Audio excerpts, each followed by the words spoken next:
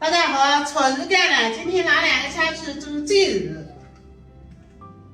洗肉干了之后，最简单的方法就是放冰箱10度，能保存时间更长。今天我来分享，不放冰箱也能保存半年。先把鱼头肉一切下来，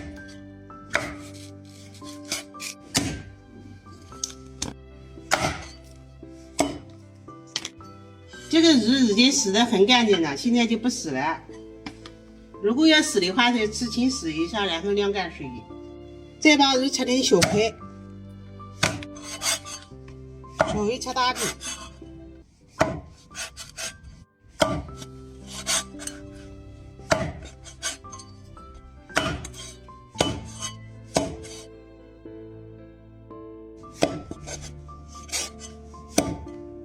这个肉卡明天就把它吃掉，不要往里面放了。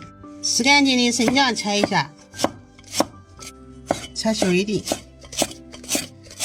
这是吃剩下的米干菜已经很干了。现在把肉干放到米干菜里面，放一点点辣椒粉，就可以不放。放一把花椒，放一点点白糖，一把生姜，再放1两白酒，把它翻拌均匀。这就叫醉肉。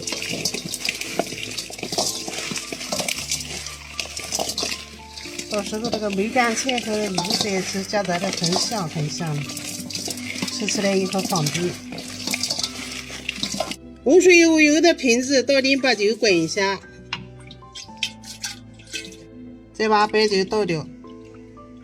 现在把肉干放到瓶子里，一层一层摆放好，按压紧实。梅干菜也撒上去，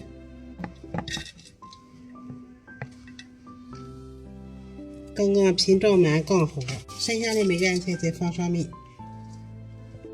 把它铺平，按压紧实一点。现在把瓶子盖好，有坛子放瓦坛子最好，这样放阴凉干燥处，放半年也不会坏。吃的时候抓一把，浇点油，放锅里蒸，简单方便，还容易保存。